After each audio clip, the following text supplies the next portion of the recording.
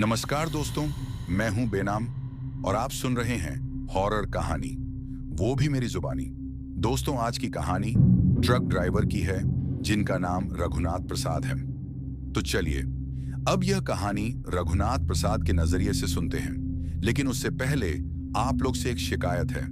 आप लोग स्टोरी को पूरा सुनते हैं लेकिन लाइक नहीं करते हैं। इस बार मैंने आप लोगों से बहुत उम्मीद लगाई है कि आप लोग अब की बार वीडियो को लाइक भी करेंगे और चैनल को सब्सक्राइब करके अपना सपोर्ट भी जरूर दिखाएंगे।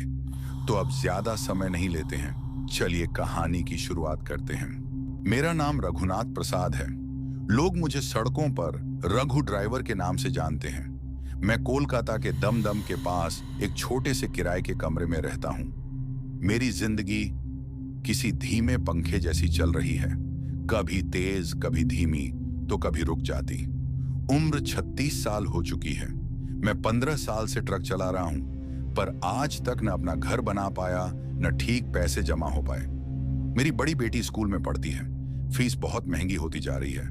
माँ बापू गांव में हैं, उनके खर्चे अलग, ऊपर से डीजल का उधार, किराए का टेंशन, घर चलाने का बोझ। कभी कभी मैं सोचता हूं, रघु और कितना झेलेगा। इस लंबी रात के सफर में मेरा साथी था विशाल, जो सिलीगुड़ी का लड़का है। उम्र में मुझसे काफी छोटा, पर काम का बहुत अच्छा, और वो काफी मेहनती भी है।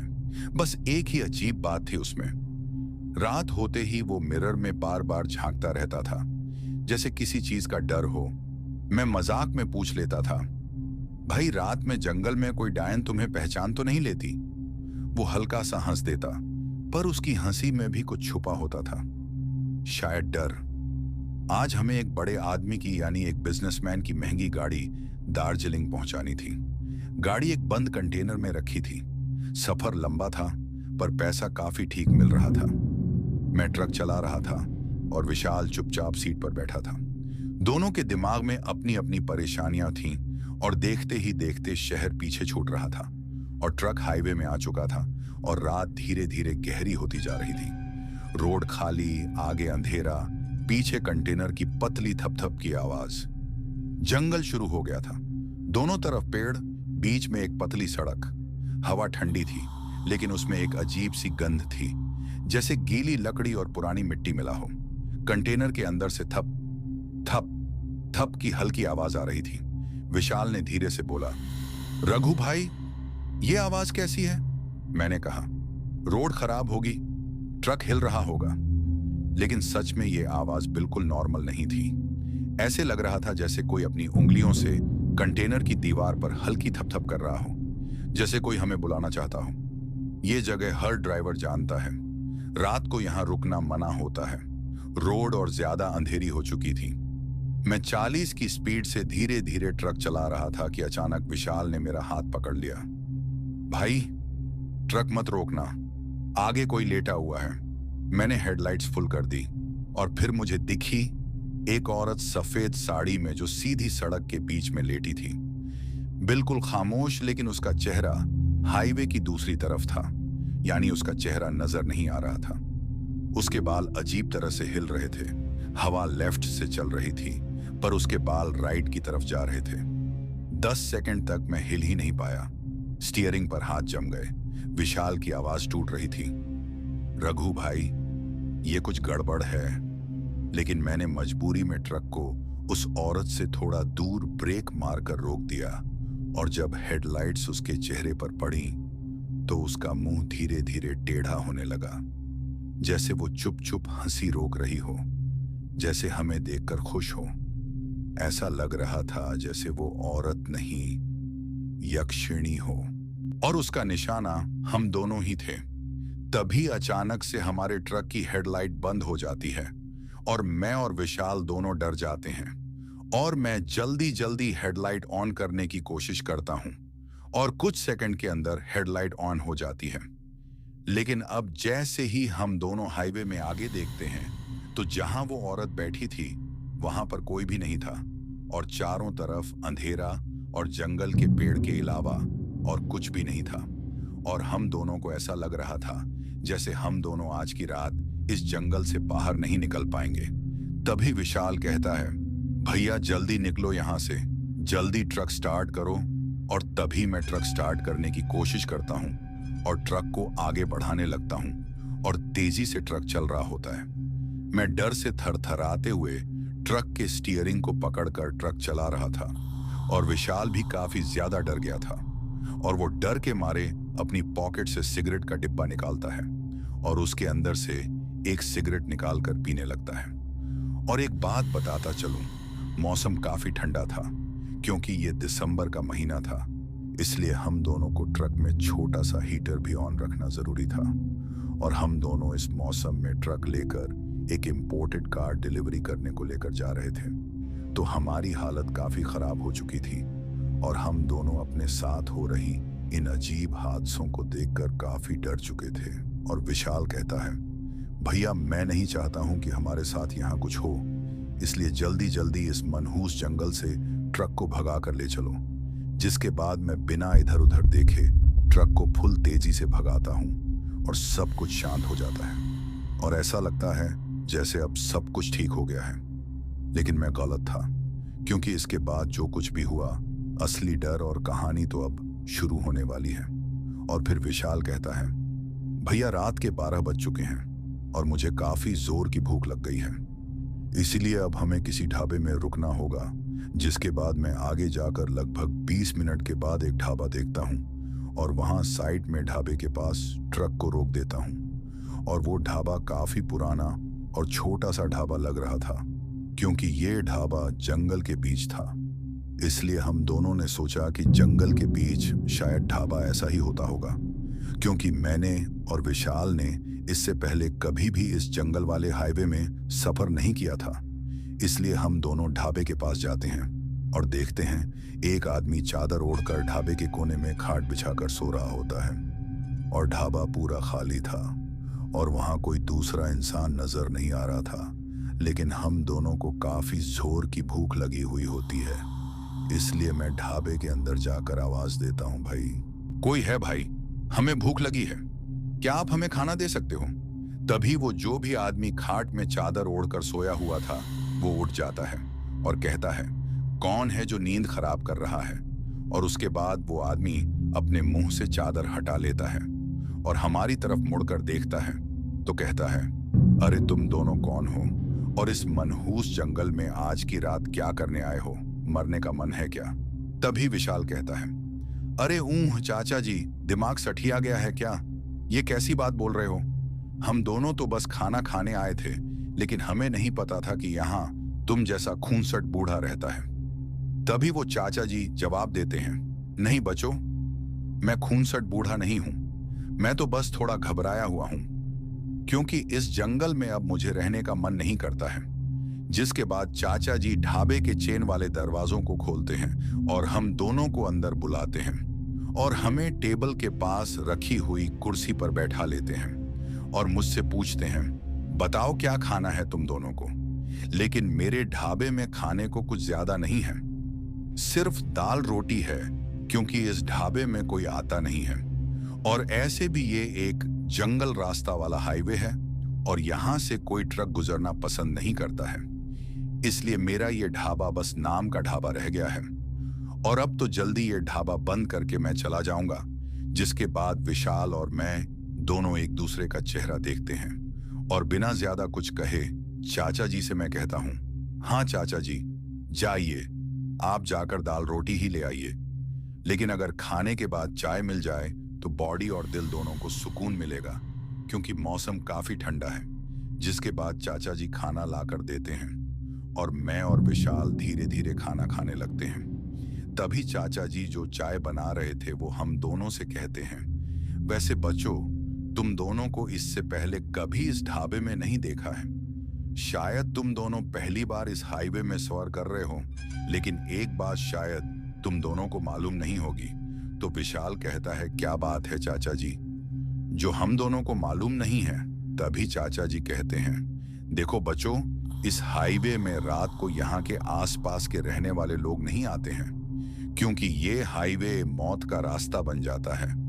तो मैं हंसने लगता हूँ और कहता हूँ, क्या चाचा जी, आप भी ना क्यों डराने के लिए कहानियां बना रहे हो? लेकिन चाचा जी थोड़ा गुस्सा वाले तरीके से बोलते हैं, नहीं बेटा, ऐसी बात नहीं है। मेरी बात को मजाक मत समझो, मैं सच बोल रहा हूं। ये हाईवे शराबित है, यहाँ यक्षिणी रहती है और रात के समय इस हाईवे को कोई भी ट्रक चालक या समझदार इंसान कभी नहीं गुजरता है। उतने में चाचा जी, जो हम दोनों की तरफ देखकर बात कर रहे थे, वो अचानक से आह की आवाज निकालते हैं, क्योंकि चाय फूटकर थोड़ा उनके हाथ में गिर गया था और उनकी हाईवे वाली बात यहाँ रुक जाती है। लेकिन उसके बाद वो हम दोनों को चाय देते हैं और कहते हैं, देखो बेटा, यक्षिणी कभी भी आ सकती है और हाईवे में जाना खतरे से खाली नहीं होगा। इसलिए मेरी बात सुनो, चाय पीकर मेरे साथ ढाबे में ही सो जाओ, वरना आगे जो होगा उसके लिए तुम दोनों बहुत पछताओगे।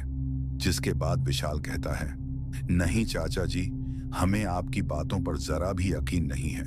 हम लोग ट्रक ड्राइवर हैं और हमें तो जैसे भी करके अपना माल सही समय में मालिक के ग्राहक तक पहुंचाना है, वरना हमारी रोजी रोटी रुक जाएगी। जिसके बाद मैं और विशाल चाचा जी को पैसा देते हैं और ढाबे से बाहर जाने वाले होते हैं। तभी चाचा जी हम दोनों को रोकते हैं और बहुत विनती करते हैं, बेटा रुक जाओ, और अगर नहीं रुकना है तो कम से कम यक्षिणी की कहानी सुन लो, शायद उसके बाद तुम दोनों मान जाओगे। चाचा जी ने एक लंबी सांस ली।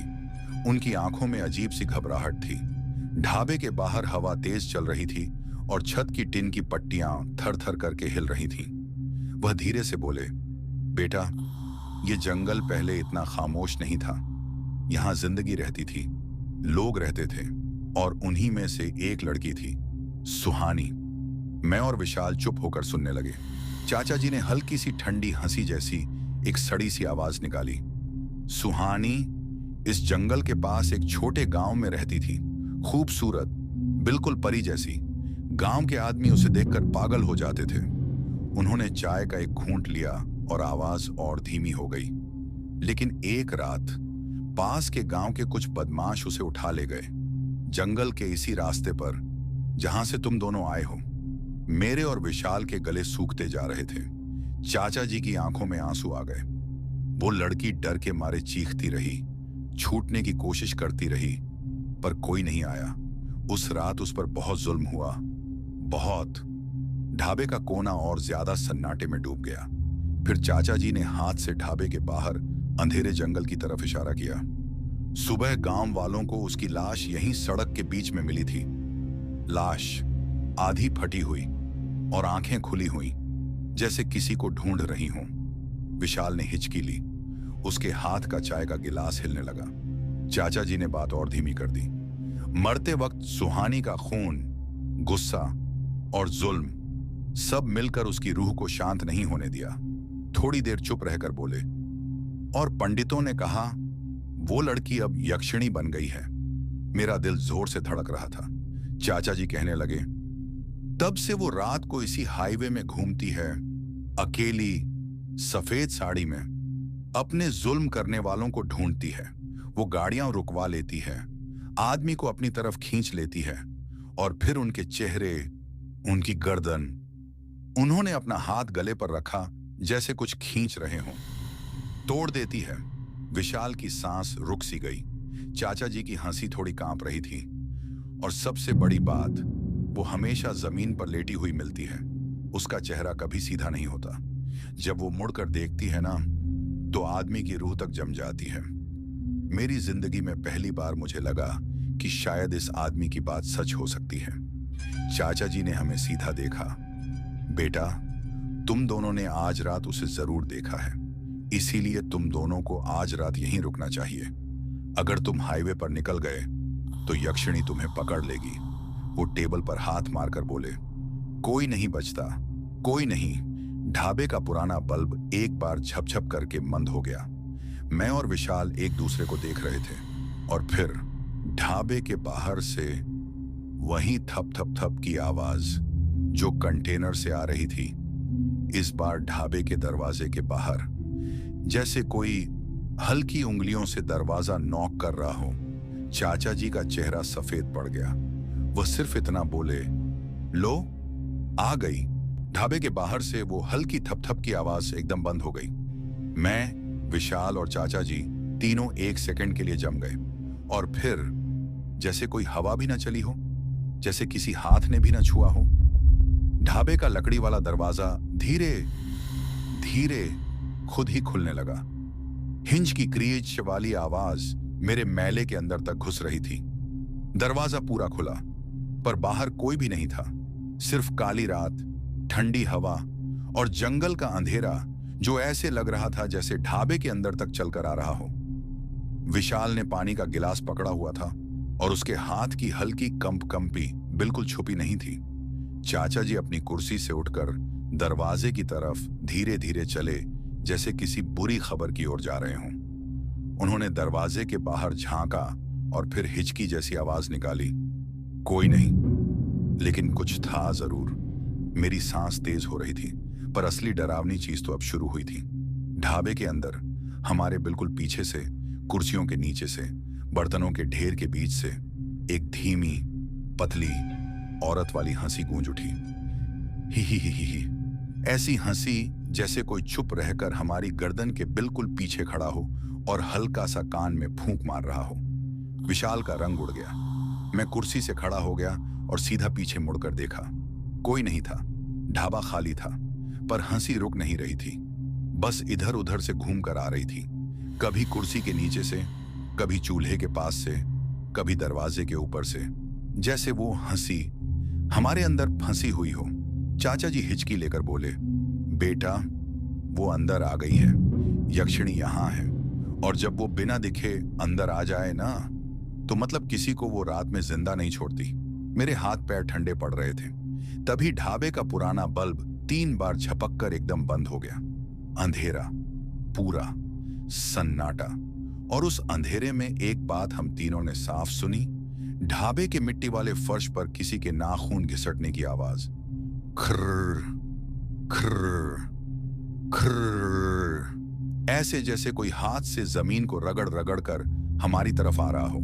मेरी हार्ट बीट इतनी तेज हो गई जैसे कभी भी फट जाएगी। विशाल ने मेरा हाथ पकड़ लिया।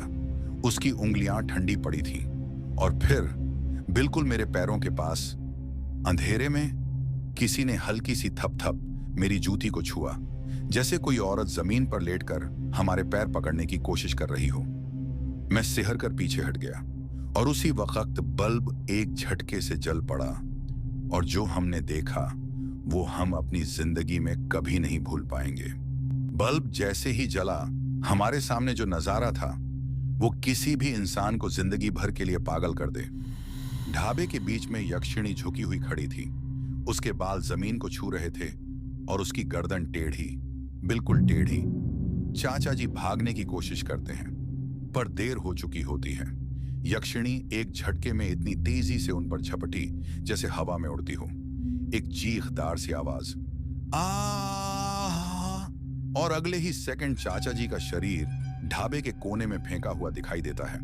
पूरा सीधा, पर गले में गहरे दांत के निशान, जैसे कोई जानवर नहीं, कोई औरत इंसान के खून का स्वाद ले रही हो। विशाल ने मुझे धक्का दिया। भैया भागो, अभी नहीं भागे तो हम भी नहीं बचेंगे। हम दोनों ढाबे के दरवाजे की तरफ दौड़े। मिट्टी उछलती हुई, खाट पलट गए, कुर्सियां गिर गईं। पीछे से यक्षिणी की हंसी गूंज रही थी। ही। ऐसी हंसी जो सीधे दिमाग में घुस जाए।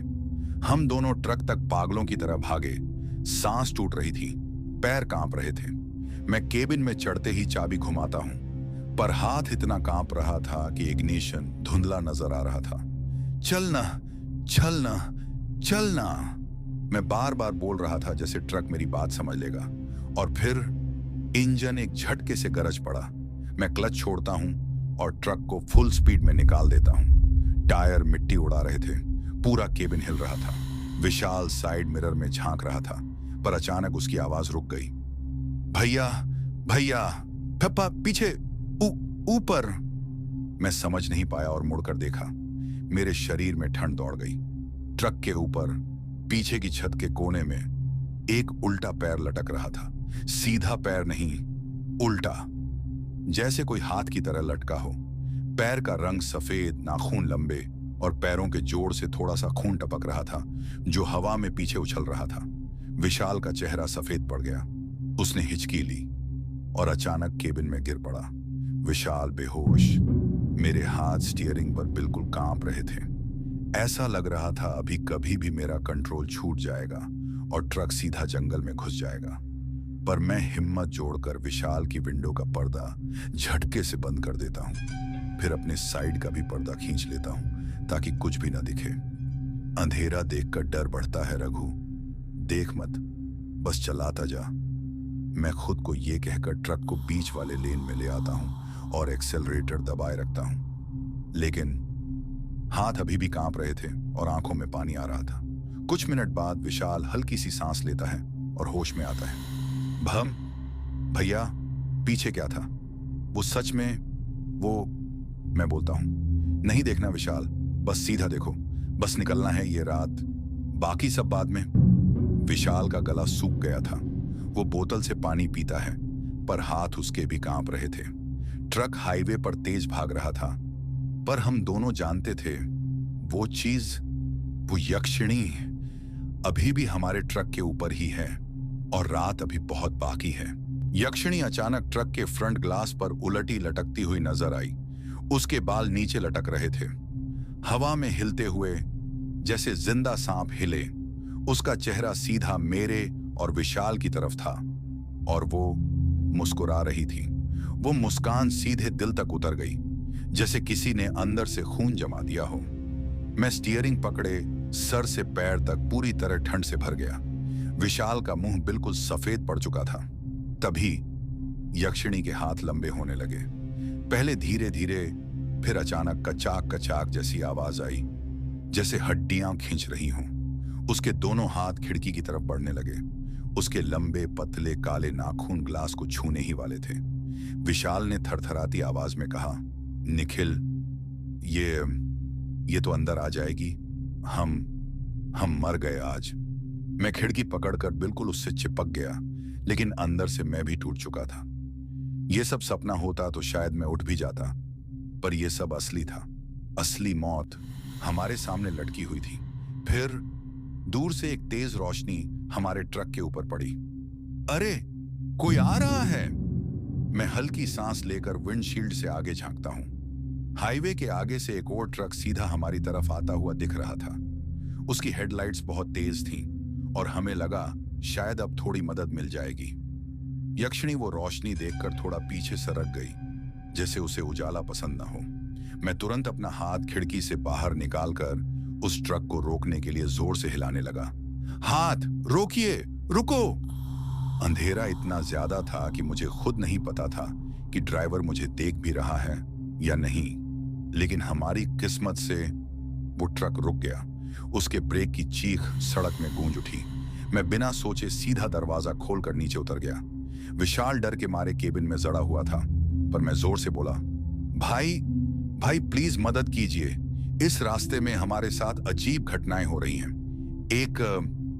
एक चीज हमें मारने के पीछे पड़ी है। अगर आपने मदद नहीं की तो मैं बोल ही रहा था कि वो ट्रक का ड्राइवर अचानक हिलना बंद कर देता है। वो एकदम सुनी आंखों से मुझे घूर रहा था।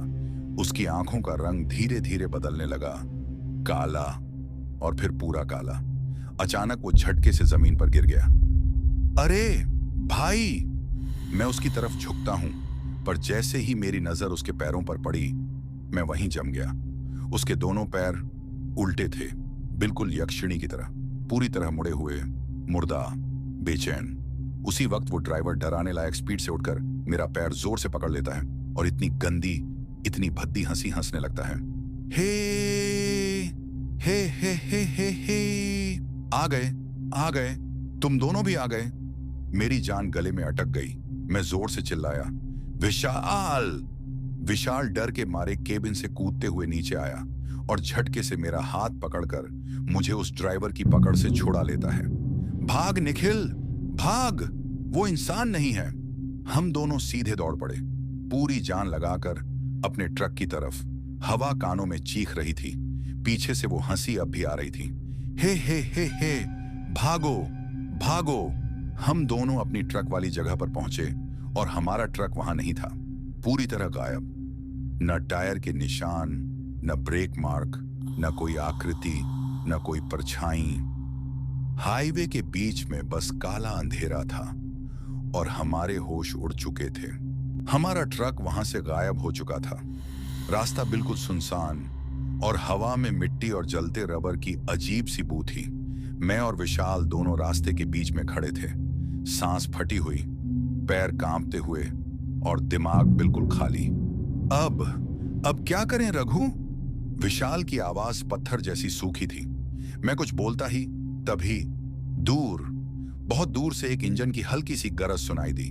फिर वो गरज धीरे धीरे तेज होने लगी, बढ़ती जा रही थी, हमारी तरफ आ रही थी। विशाल ने घबराहट में मेरा हाथ पकड़ लिया। रघु, ये आवाज, ये तो। मैं भी उसी दिशा में देखने लगा और जैसे ही वो हेडलाइट्स अंधेरे को चीरकर हमारी तरफ आती हैं, मैं वहीं जम जाता हूं। विशाल, ये तो हमारा ही ट्रक है। बिल्कुल वही ट्रक, वही नीला केबिन, वही नंबर प्लेट, वही डेंट, सब कुछ एकदम वही। बस एक फर्क था, ट्रक अपने आप चल रहा था, न कोई ड्राइवर, न कोई साया। फिर जैसे ही ट्रक थोड़ा और पास आया, मैं ड्राइवर सीट को साफ साफ देख पाता हूं और वो देखकर मेरे पैरों तले जमीन निकल गई। ड्राइवर सीट पर एक आदमी बैठा था, लेकिन उसका सिर स्टीयरिंग से नीचे लटका हुआ था, जैसे कोई बिना जान का शरीर हो। उसका मुंह नीचे और बाल पूरे चेहरे पर बिखरे हुए। ट्रक धीरे धीरे हमारी तरफ सरक रहा था, जैसे कोई बेजान चीज अपना शिकार ढूंढ रही हो। मैं हिचकिचाते हुए विशाल से कहता हूं, शायद ये कोई बचा लेने वाला ड्राइवर होगा, या ट्रक वापस वहीं आ गया जहां हमने खड़ा किया था। विशाल ने मेरी बात सुने बिना कहा, ये लड़की का काम है, मतलब वो यहीं पास है। तभी ट्रक हमारे बिल्कुल 15 से 20 मीटर दूर रुक जाता है। इंजन अपने आप बंद हो जाता है, एकदम से, जैसे किसी ने स्विच ऑफ किया हो। हाईवे पर इतना सन्नाटा हो गया कि सिर्फ हमारे दिल की धड़कनें सुनाई दे रही थीं। मैं धीरे से बोलता हूं, विशाल, अगर ट्रक वापस आ गया तो हमें अंदर जाकर चेक करना पड़ेगा, वरना हम इस हाईवे पर फुटपाथ जैसी मौत मरेंगे। विशाल ने मेरी तरफ देखा, आंखों में आंसू और गुस्सा दोनों। अंदर? पागल है क्या? मैं भी डरा हुआ था, लेकिन ट्रक के अंदर मेरे बैग, मोबाइल और सारे डॉक्यूमेंट थे, और सबसे जरूरी, ट्रक ही हमारी अकेली उम्मीद था। सारे डर के बावजूद मैं धीरे धीरे ट्रक की तरफ बढ़ने लगा। विशाल पीछे पीछे कांपते हुए आ रहा था। हम दोनों ट्रक के बिल्कुल पास पहुंचे ही थे कि ड्राइवर का सिर धीरे से साइड को हिलता है, थोड़ा सा, फिर धड़ाम।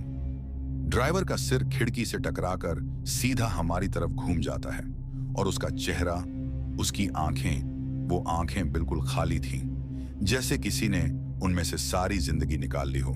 वो धीरे धीरे मुस्कुराता है, बिल्कुल यक्षिणी की तरह। विशाल की सांस रुक गई। रघु, ये ड्राइवर नहीं, यही वो है। उसके कहने से पहले ड्राइवर सीट पर बैठा वो आदमी अचानक सीधा उठकर बैठ जाता है और ट्रक खुद हमारी तरफ चल पड़ता है। जब हम दोनों जंगल की उस स्याह सड़क पर सांस रोककर खड़े थे, तभी हमारा अपना ट्रक, जो कुछ सेकंड पहले तक गायब था, वो हमें सीधे सामने से आती हुई हेडलाइट के साथ दिखाई दिया। पर एक बात अजीब थी, ट्रक बिल्कुल सीधी लाइन में हमें निशाना बनाकर आ रहा था। न वो हिल रहा था, न उसकी स्पीड कम हो रही थी, जैसे किसी ने उसे हमें कुचलने के लिए ही सेट कर दिया हो। मेरी सांसें अटक गईं। विशाल, भाग! मैंने जोर से चिल्लाकर उसे धक्का दिया। हम दोनों साइड की तरफ दौड़ पड़े और ट्रक तेज गुर्र की आवाज के साथ हमारी ओर बढ़ने लगा। एक सेकंड, बस एक सेकंड और होता तो ट्रक हम दोनों के ऊपर चढ़ चुका होता। हम दोनों एक साथ साइड में लुढ़क कर गिरे और जमीन पर गिरते ही ट्रक की आवाज के साथ हमारे ठीक पीछे रुक गया, इतना करीब कि मेरा कुर्ता उसके बम्पर से लगकर फट गया। मैंने गहरी सांस खींची, हवा तक ठंडी लगने लगी थी। विशाल थरथरा रहा था। रघु भाई, ये ट्रक अपने आप चल कैसे रहा है? मैं जवाब देता, तभी ट्रक का इंजन खुद ब खुद बंद हो गया। बिल्कुल डेड साइलेंस, न हवा न आवाज, सिर्फ जंगल का स्याह सन्नाटा। फिर ट्रक के केबिन का दरवाजा ट्रक धीरे धीरे अपने आप खुलने लगा। मेरी गर्दन अपने आप ट्रक की ओर मुड़ गई और जैसे ही दरवाजा पूरा खुला, एक बहुत बड़ा लंबा काला सा हाथ अंदर से बाहर निकलने लगा। हाथ इंसान का लग ही नहीं रहा था। उंगलियां इतनी लंबी जैसे लकड़ी के टूटे हुए डंडे हों। हथेली पर काली फटी हुई चमड़ी चिपकी थी। नख बड़े, बहुत बड़े, जैसे किसी जंगली जानवर के हों। वो हाथ धीरे धीरे बाहर निकलकर हवा में लटक गया, जैसे मुझे पकड़ने की कोशिश कर रहा हो। विशाल चीख भी नहीं पा रहा था, उसकी आवाज ही गायब हो चुकी थी। मैं बस धीरे से बोल पाया, ये इंसान का हाथ नहीं है। और तभी केबिन के अंदर से एक दूसरा हाथ, फिर तीसरा, फिर एक साया सा चेहरा जिसमें आंखें नहीं थीं, सिर्फ काला खाली अंधेरा। वो केबिन के शीशे से बिल्कुल चिपक कर हमें देख रहा था, जैसे हमें पहचान गया हो, जैसे अभी हमें पकड़कर अंदर खींच लेगा। फिर वो चेहरा धीरे धीरे उल्टी तरफ मुड़ने लगा, बिल्कुल यक्षिणी की तरह। मेरी रूह उसी वक्त जम गई। विशाल की हालत और खराब थी, वो बेहोश होने वाला था। फिर था पी पी पी वो अंधेरा चेहरा केबिन के शीशे से टकराकर एक अजीब सी हंसी निकालने लगा। हू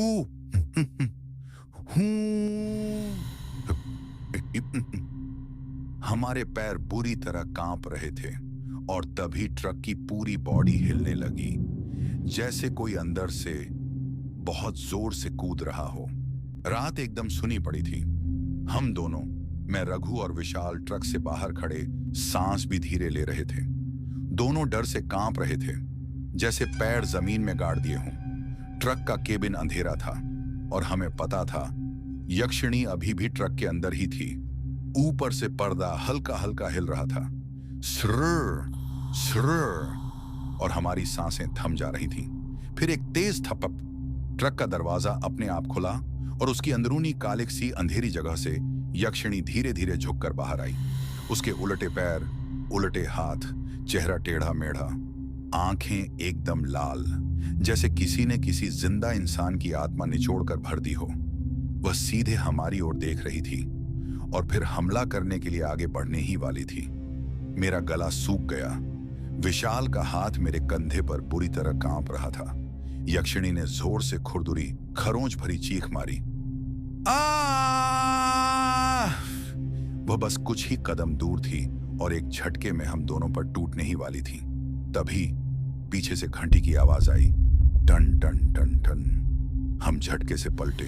सड़क की पतली पट्टी पर एक अघोरी खड़ा था, पूरा शरीर सफेद राख से ढका, माथे पर लाल तिलक, हाथ में छोटा सा जलता हुआ त्रिशूल।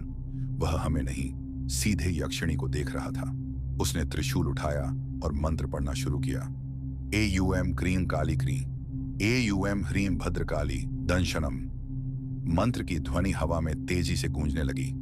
यक्षिणी गुस्से में पेड़ों के बीच पीछे हटने लगी।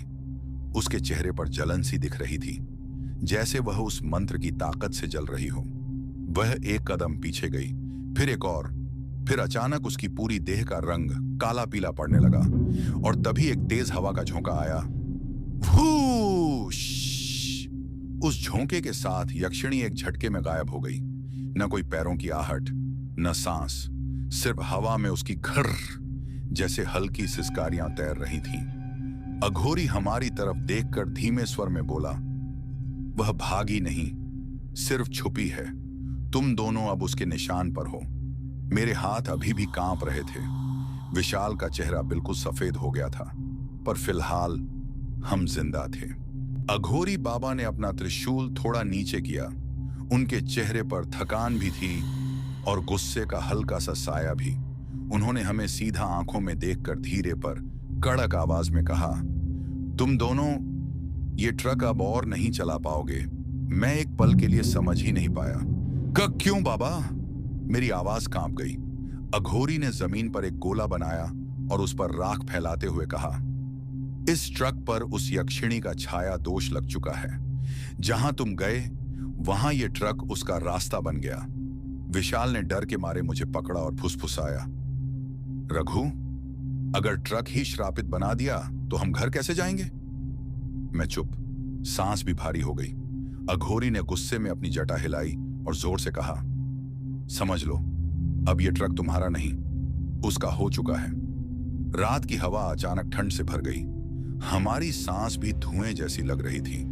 तभी अघोरी मेरे बिल्कुल पास आकर बोला, जब तुम लोग ट्रक से भागे तो उसने तुम्हारी गड्डियों का पहिया रोक लिया। मैं और विशाल तुरंत वहां भागे जहां ट्रक खड़ा था, पर वहां कुछ नहीं था, सिर्फ खाली मिट्टी और टायर के घिसते हुए निशान जो पेड़ों के गहरे अंधेरे में गायब हो रहे थे। मेरे मुंह से आवाज भी नहीं निकल रही थी। रघु! विशाल की आवाज सूख गई। ट्रक जंगल में ले गई, वो ट्रक को ले गई। अघोरी ने हम दोनों के कंधों पर हाथ रखा। उसे ट्रक नहीं चाहिए, ट्रक में बैठे हुए तुम दोनों चाहिए। मेरी रिड़क पर ठंड दौड़ गई। फिर अघोरी ने अपनी माला झटकी और बोला, चलो मेरे साथ चलो, जिंदा रहना है तो अब ट्रक भूल जाओ। हम दोनों हल्के से हाँ करते हुए उसके पीछे चल पड़े। लेकिन जैसे ही हम 3 कदम आगे बढ़े, पीछे से जंगल में से ट्रक का हॉर्न बजने की एक खौफनाक आवाज आई। पूनन! वो हॉर्न सामान्य नहीं था, जैसे कोई इंसान चीखकर हॉर्न में फंसा हो। हम तीनों एक साथ मुड़े और अंधेरे में ट्रक का केबिन सफेद रोशनी से चमककर एक पल को दिखाई दिया, फिर गायब। अघोरी ने धीमी हंसी में कहा, वो तुम्हें छोड़ने वाली नहीं है। अघोरी बाबा ने धीरे से अपनी झोली खोली। उसमें से एक काली जल चुकी लकड़ी का टुकड़ा निकाला, जिसे देखकर ही दिल में एक अजीब सी घबराहट पैदा हो रही थी। उन्होंने उस लकड़ी को हवा में घुमाया और नीचे जमीन पर रखकर बोलने लगे, तुम्हारे ट्रक पर एक शाप का बंधन लग चुका है। मैं और विशाल एक साथ पीछे हट गए, जैसे किसी ने हमारे पैरों में ठंडी लोहे की जंजीर बांध दी हो। शाप का बंधन? मेरी आवाज फट चुकी थी। अघोरी ने सर हिलाया। उनकी आंखों में वही लाल चमक थी जैसे किसी जानवर की अंधेरे में होती है। हाँ, वो यक्षिणी सिर्फ इंसान को ही नहीं पकड़ती, वो उनकी जिंदगी से जुड़ी चीजों को भी अपना बना लेती है। तुम्हारा ट्रक अब उसका हो चुका है। विशाल ने हड़बड़ाकर हवा खींचते हुए पूछा, तो अब हम क्या करें बाबा? अघोरी झुककर मिट्टी पर कोई अजीब सा चिन्ह बनाने लगे, जिसमें वह जलती हुई लकड़ी का छोटा सा कोयला रखा। लकड़ी अपने आप तड़क तड़क करके जलने लगी। अघोरी ने कहा, तुम दोनों का उस ट्रक से रिश्ते का नाश करना पड़ेगा। यह श्राप का बंधन तब तक नहीं टूटेगा जब तक तुम दोनों एक क्रिया पूरी नहीं कर लेते। मेरी सांस फूलने लगी। कौन सी क्रिया? अघोरी ने त्रिशूल मिट्टी में गाड़कर कहा, जंगल के बीच एक पुराना श्मशान है जहां वो यक्षिणी पैदा हुई थी। उसी जगह जाकर तुम्हें ट्रक की एक छोटी सी वस्तु, कुछ भी, सीट का फोम, शीशे का टुकड़ा या पेंट का स्क्रैप, उसे लाकर इस हवन में जलाना पड़ेगा। विशाल की आंखों में डर और गुस्सा दोनों थे। पर बाबा, ट्रक तो जंगल में खुद चलकर गया है और वहां वो हमें पकड़ लेगी। अघोरी ने एक सर्द सी मुस्कुराहट दी। इसीलिए मैं भी चलूंगा। लेकिन वह रुक गए। हवा अचानक ठंडी हो गई। यक्षिणी को पता चल चुका है कि तुम दोनों उसके बंधन को तोड़ने वाले हो। मैं और विशाल एक दूसरे को घूरते रह गए। अघोरी ने आसमान की तरफ देखा, जहां न बिजली थी न कोई तूफान, पर रात का आसमान अजीब सा धड़क रहा था। अब वो तुम्हें जिंदा जंगल में नहीं जाने देगी। अचानक झर्रर्रर्रर्र, जंगल के अंदर से पत्थर जैसी भारी आवाज आई। फिर एक और, फिर तीसरी, जैसे कोई बहुत तेज दौड़ते हुए पेड़ों को धकेल रहा हो। अघोरी ने त्रिशूल मजबूती से पकड़ा। समय आ गया, वो आ रही है। पेड़ों की हल्की सी खड़खड़, रात के अंधेरे का बोझ और हवा का ठंड से काटने वाला तेज तेवर, सब कुछ एकदम से ठहर सा गया। मैं, विशाल और अघोरी बाबा एक ही लाइन में खड़े थे। त्रिशूल की धार रात में चमक रही थी। तभी कर्र, ऊपर से एक ऐसी खरोंच जैसी आवाज आई जैसे किसी ने पेड़ की छाल को अपने नाखूनों से चीर दिया हो। हम तीनों ने धीरे धीरे ऊपर देखा और मेरा दिल एक पल के लिए रुक गया। वो थी यक्षिणी, एक बड़े साल के पेड़ से उल्टा लटकती हुई, सीधे हम तीनों को घूरती हुई। उसके बाल नीचे लटक कर हवा में हिल रहे थे और उनमें से कुछ बाल जमीन को छू रहे थे। उसका चेहरा इंसानी हंसी से ज्यादा जानवरों जैसा। लंबी खिंची हुई मुस्कान, लाल चमकती आंखें और दांत, आधे टूटे हुए, आधे बाहर निकले हुए। विशाल ने हिचकी जैसी दबती हुई चीख निकाली और तुरंत बेहोश होकर मेरे कंधे से टकराकर नीचे गिर पड़ा। मैं खुद डर के मारे जैसे पैरों में जान ही नहीं बची हो, सर से पांव तक कांप रहा था। और फिर वो ठप, 1 सेकंड में पेड़ के निचले हिस्से पर उतरकर जमीन पर उल्टे पैरों से खड़ी हो गई। उसका पूरा शरीर टेढ़ा मेढ़ा, जैसे हड्डियां आदि टूटी हों। अघोरी बाबा ने त्रिशूल ऊपर उठाया और जोर से मंत्र उच्चारण शुरू किया। एयूएम ह्रीं क्लीं चामुंडाय विच्छे, एआयुएम ह्रीं क्लीं चामुंडाय विच्छे। मंत्र की ध्वनि हवा में गूंजने लगी। यक्षिणी ने एक झटके से अपना सिर 30 डिग्री में घुमाया और गुस्से भूख से भरी एक भयानक हंसी छोड़ी। ही ही ही ही, तुम मुझे रोकोगे? उसकी आवाज इंसान की नहीं थी, जैसे 2 अलग अलग गले एक साथ बोल रहे हों। अघोरी ने और जोर से मंत्र बोला। उनके त्रिशूल की नोक से एक हल्की सी नीली चमक निकलने लगी। यक्षिणी एक कदम हमारी तरफ बढ़ी, पर जैसे ही वह चमक उससे टकराई, धूम, एक बड़ा धमाका हुआ और यक्षिणी धुएं की तरह हवा में बिखरकर कई फीट पीछे उछल गई। एक पल को वो गायब सी हो गई, धुएं की तरह हवा में घुल गई। अघोरी ने जोर से कहा, वो गई नहीं है, सिर्फ कुछ देर के लिए कमजोर हुई है। जल्दी करो, ये मौका बार बार नहीं मिलता। मैं विशाल को उठाने झुकने ही वाला था, तभी पीछे से एक ठंडी पतली सांस मेरे कान के बिल्कुल पास से गुजरी। राघु, मैं यहीं हूं। मेरा खून सूख गया। मेरी गर्दन धीरे से उस ठंडी सांस की तरफ मुड़ी, लेकिन वहां कुछ भी नहीं था, सिर्फ काली रात और पेड़ों के बीच एक अजीब सी गजगज की आवाज। अघोरी बाबा ने तुरंत मेरा हाथ पकड़कर मुझे जमीन पर घुटनों के बल बैठाया। रघु, सुनो, अभी इसी वक्त रक्षा कवच बनाना होगा। मेरी आवाज कांपती हुई निकली। का कवच? कैसे? मुझसे नहीं होगा बाबा, वो यहीं है, आसपास। वो, अघोरी ने कड़क आवाज में चिल्लाया। करो, नहीं तो तुम दोनों आज रात नहीं बचोगे। उन्होंने अपनी झोली से एक छोटी सी भूरी मिट्टी की डिब्बी निकाली, जिससे एक अजीब सी गंध आ रही थी, जैसे जली लकड़ी और खून को मिलाकर तैयार की हो। जल्दी इस मिट्टी को उंगली से उठाओ और जमीन पर एक गोला बनाओ। फिर उस गोले के बीच एक 3 कोना चिन्ह बनाओ। मेरे हाथ इतने कांप रहे थे कि मिट्टी बार बार गिर रही थी, पर मैं जोर लगाकर जमीन पर गोला बनाने लगा। आसपास हवा में से एक पतली सी चीख उभरी, न पूरी इंसानी न पूरी जानवर। ही हा हा हा हा। अघोरी तुरंत बोले, वो पास आ रही है, जल्दी रघु, गोला पूरा करो। मैं तेजी से मिट्टी को थप-थप करता गया।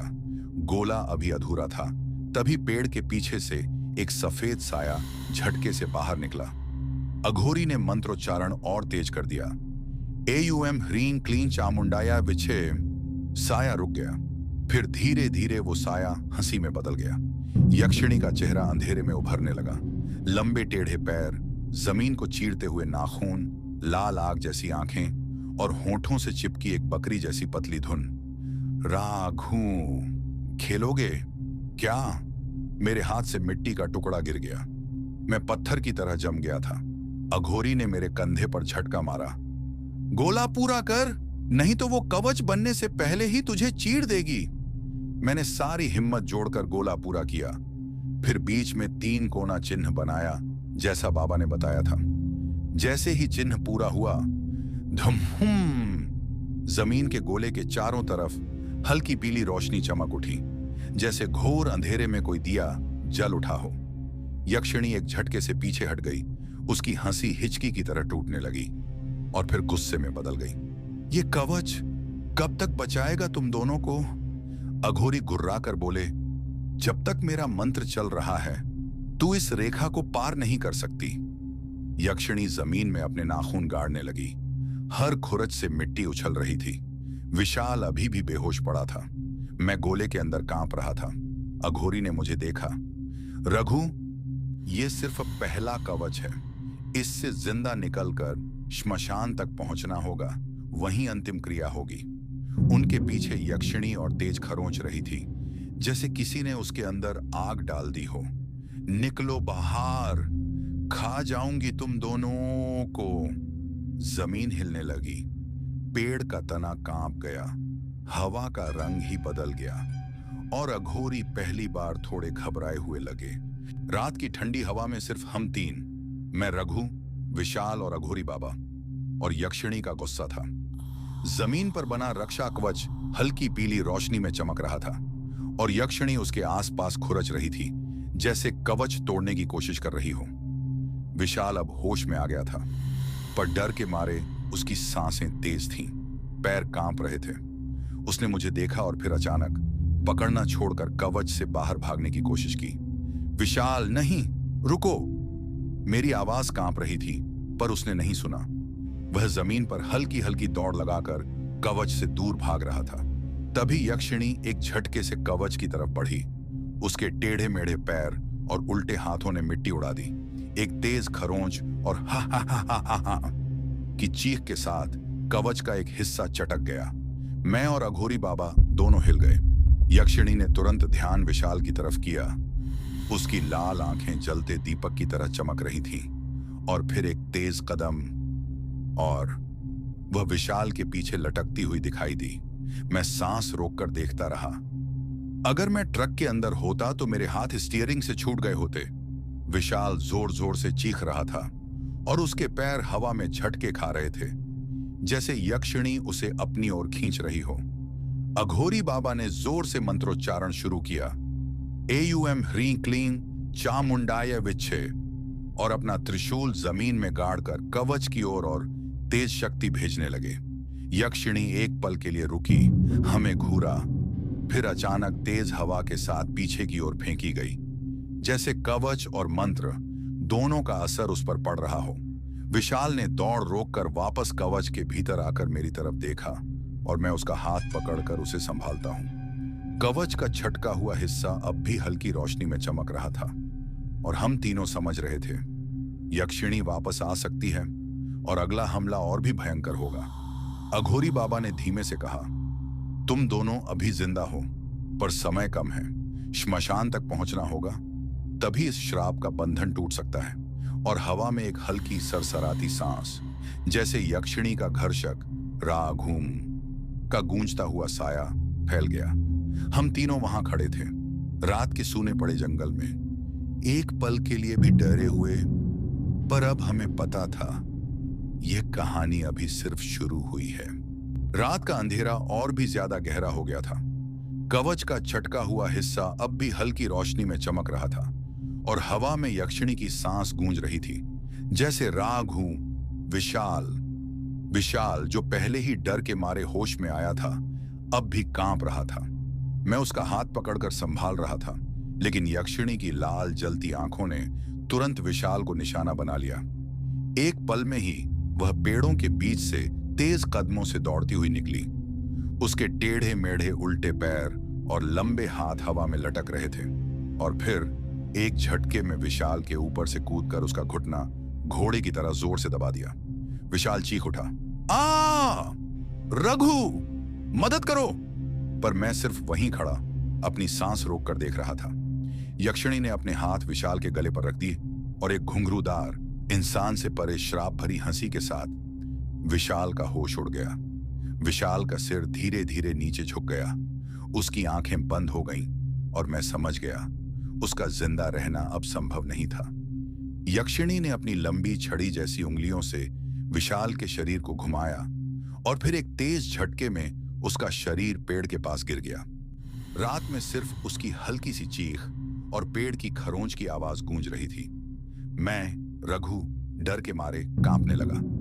मेरा हाथ स्टीयरिंग पर कांप रहा था और मेरे पैर जमीन से चिपक गए थे, जैसे जमीन भी मुझे छोड़ चुकी हो। अघोरी बाबा ने जोर से मंत्रोच्चारण किया और त्रिशूल से हवा में एक तीखी रोशनी भेजनी शुरू की। तब यक्षिणी कुछ देर के लिए पीछे हट गई। मैं विशाल के पास झुका, पर उसका शरीर अब पूरी तरह मोशनलेस था। मेरी आंखों में आंसू और दिल में ठंड, और रात का अंधेरा और तेज हो गया था, जैसे पूरा जंगल विशाल की चीखों को निगल गया हो। अघोरी बाबा ने धीरे से कहा, अब रघु, तुम्हें श्मशान तक जाना होगा। वही तुम्हारा और तुम्हारे दोस्त का आखिरी मौका है, वरना यक्षिणी अब और किसी को भी नहीं छोड़ेगी। और उसकी आवाज के साथ जंगल में एक हल्की सी सांस का एको गूंज उठा, जैसे यक्षिणी हमेशा के लिए हमारे पीछे थी।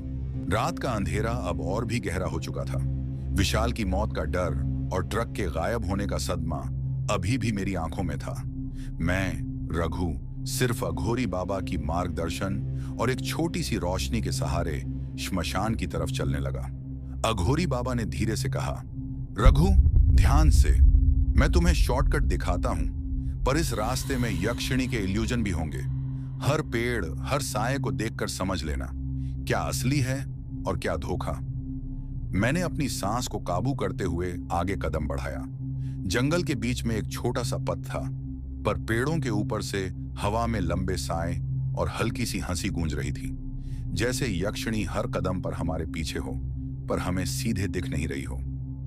रघु, देखो, ध्यान से, अघोरी ने रुककर कहा। जैसे ही मैं पेड़ के साए के पास से गुजरा, एक उड़ती हुई सफेद रोशनी मेरे सामने आई और मेरी आंखों को भ्रमित कर दिया। मैंने एक पल सोचा, ये यक्षिणी है या सिर्फ कोई छाया। अघोरी ने मंत्रोच्चारण तेज कर दिया।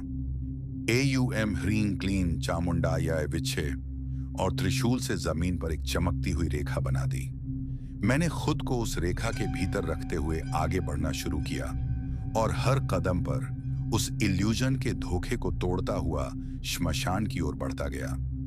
पेड़ों के पीछे से कभी जलती हुई आंखें दिख जाती, कभी गायब हो जाती। हर बार मुझे लगता कि यक्षिणी फिर से विशाल की तरह मेरे पीछे आ गई है। एक पल में मैंने देखा, एक पेड़ की छाया में विशाल की आकृति खड़ी है। मेरा दिल जैसे फटने लगा, पर अघोरी ने धीरे से समझाया, ये इल्यूजन है, दिख रहा है लेकिन है नहीं। मैंने हिम्मत जुटाई और त्रिशूल वाली रेखा के भीतर से आगे बढ़ता गया। हवा तेज हो गई और रात का अंधेरा और घना। कुछ पेड़ों के साए इतने बड़े और तेज हिल रहे थे कि मुझे लगता था यक्षिणी किसी भी पल सीधा हमला कर देगी। लेकिन अघोरी के मंत्र का प्रभाव था। यक्षिणी के इल्यूजन हमें सिर्फ भ्रमित कर रहे थे, और मैं ध्यान से हर कदम जांचते हुए श्मशान की हल्की रोशनी के पास पहुंच गया। श्मशान का दरवाजा धीरे धीरे दिखाई देने लगा। वहां की रोशनी में भी पेड़ों के साए और यक्षिणी का आतंक झलक रहा था। लेकिन अब मैं समझ चुका था कि शॉर्टकट और अघोरी के मंत्रों की वजह से मैं अभी तक जिंदा हूं। रघु ने पूरी हिम्मत के साथ श्मशान की तरफ कदम बढ़ाए, अघोरी बाबा के मंत्र का सहारा लेते हुए और जमीन पर त्रिशूल से बनाई गई चमकती रेखाओं को फॉलो करते हुए। लेकिन जंगल का अंधेरा और यक्षिणी के इल्यूजन हर कदम पर तेज होते जा रहे थे। पेड़ों के बीच से उसकी लाल आंखें, टेढ़े मेढ़े पैर और लंबे हाथ हर जगह दिख रहे थे। हर एक साया और हर एक हंसी का इको मेरे कानों में गूंज रहा था। विशाल अब केवल याद के रूप में मेरे साथ था। उसकी मौत का शौक मेरी रूह तक घुस चुका था। अघोरी बाबा ने जोर से मंत्रोच्चारण किया और त्रिशूल को जमीन में घुसाकर यक्षिणी के इल्यूजन को रोकने की कोशिश की। लेकिन यक्षिणी के शाप की ताकत और भी तेज हो चुकी थी और जंगल की हवा में घंटी जैसी गूंज उठी, जैसे पूरा रास्ता शापित हो गया हो। यक्षिणी एक झटके में उल्टी लटकती हुई हमला कर गई। त्रिशूल और मंत्र के प्रयासों के बावजूद उसने उनका नियंत्रण तोड़ दिया। एक तेज घूर और टेढ़ी उल्टी हंसी के साथ रघु और अघोरी दोनों जमीन पर गिर पड़े। मैं रघु के रूप में केवल देखता रहा। मेरे हाथ कांप रहे थे, पैर जमे हुए थे और जगह इतनी सन्नाटेदार थी कि सिर्फ अपनी ही सांस सुनाई दे रही थी। यक्षिणी के हाथ, लंबे टेढ़े, दोनों को एक ही पल में छीन ली। रघु की आंखें बंद हो गईं और अघोरी भी अपनी अंतिम सांस ले चुके थे। पेड़ों और जंगल के बीच अब केवल खामोशी और ठंडी हवा बाकी थी। ट्रक वहां भी गायब हो चुका था। साया अब केवल यक्षिणी का था और श्मशान तक का रास्ता अब भी अंधकार और डर से भरा था। रात का अंधेरा, जंगल की खामोशी और यक्षिणी का शाप, सब कुछ एक ओपन एंड हॉरर में बदल गया। कोई नहीं जानता यक्षिणी कब वापस आएगी और कौन इस शापित हाईवे से जिंदा निकलेगा। तो मेरे प्यारे दोस्तों, आज की यह डरावनी और सच्ची कहानी खत्म होती है, लेकिन मैं इस चैनल में आप लोगों के लिए हर दिन एक अनोखी और सच्ची ट्रक ड्राइवर की आपबीती और कहानी लेकर आता हूं। लेकिन आप लोगों से मेरी एक रिक्वेस्ट है, प्लीज हमें सपोर्ट करने के लिए हमारे इस वीडियो को लाइक करके चैनल को सब्सक्राइब कर लीजिए। और अगर आप भी अपना नाम नेक्स्ट वीडियो में अनाउंस करवाना चाहते हो तो इस वीडियो के कमेंट सेक्शन में अपना नाम लिख दीजिए। और हम लोग मिलते हैं नेक्स्ट वीडियो में एक नए और डरावनी कहानी के साथ। तब तक अलविदा।